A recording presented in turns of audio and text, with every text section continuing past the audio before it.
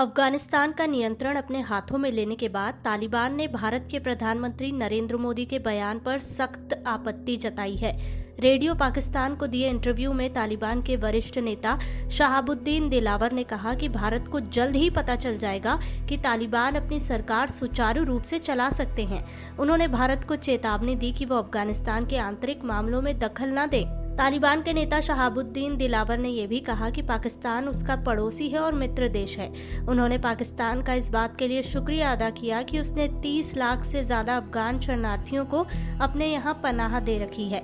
शहाबुद्दीन दिलावर ने कहा कि वो शरणार्थियों के कल्याण के लिए पाकिस्तान की सेवाओं के लिए उसका धन्यवाद करते हैं। उन्होंने कहा कि वो सभी देशों के साथ पारस्परिक सम्मान पर आधारित शांतिपूर्ण संबंध चाहते हैं। पिछले दिनों गुजरात के सोमनाथ में कई परियोजनाओं का उद्घाटन करते हुए नरेंद्र मोदी ने आतंक की सत्ता के बारे में जिक्र किया था। हालांकि उन्होंने सीधे सीधे तालिबान का नाम नहीं लिया था। पीएम ने कहा था कि आतंक के बलबूते साम्राज्य खड़ा करने वाली सोच है। वो किसी कालखंड में कुछ समय के लिए भले ही हावी हो जाए, लेकिन उसका अस्तित्व कभी स्थायी नहीं होता। वो ज्यादा दिनों तक मानवता को दबाकर नहीं रख सकती। अब तालिबान ने इस बयान को आधार बनाकर अपनी टिप्पणी दी है। 15 अगस्त को तालिबान ने अफगानिस्तान की राजधानी काबुल पर कब्जा कर लिया था। तालिबान का दावा है कि अब अफगानिस्तान पर उसका नियंत्रण है। तालिबान के काबुल में घुसने से पहले ही तत्कालीन राष्ट्रपति अशरफ गनी देश छोड़कर चले गए थे। संयुक्त अरब अमीरात ने उन्हें शरण दी हुई है। देश के पहले उपराष्ट्रपति अमरुल्लाह साहिल ने अपने को कार्यकारी राष्ट्रपति घोषित करते हुए तालिबान के खिलाफ संघर्ष का आह्वान किया है। इस बीच तालिबान के सत्ता संभालते ही बड़ी संख्या में लोग अफगानिस्तान से जा रहे हैं। फिलहाल काबुल हवाई अड्डे पर अमेरिकी सैनिकों का नियंत्रण है और कई देश अफगानिस्तान से लोगों को निकाल रहे हैं।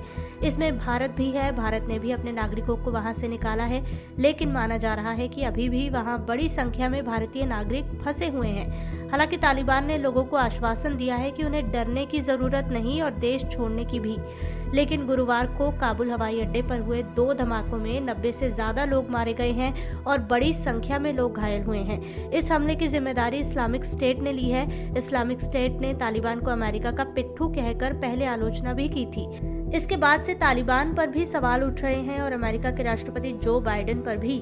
भारत और अफगानिस्तान के रिश्ते पिछले 20 सालों में बेहतर रहे हैं, लेकिन तालिबान के आने के बाद से इस पर ग्रहण लगता नजर आ रहा है। दूसरी ओर तालिबान ने पाकिस्तान को अपना दूसरा घर बताकर अपने इरादे स्पष्ट कर दिए हैं। हालांकि पाकिस्तान की इस बात के लिए आलोचना भी हुई है कि वो ही तालिबान की मदद कर रहा है। पाकिस्तान के प्रधानमंत्री इमरान खान ने तो यहाँ तक कह दिया है कि अफगानिस्तान ने अब गुलामी की जंजीरें तोड़ दी हैं। दूसरी ओर चीन ने भी तालिबान के सत्ता में आने का स्वागत किया है और दोस्ताना रिश्तों का संकेत दिया है।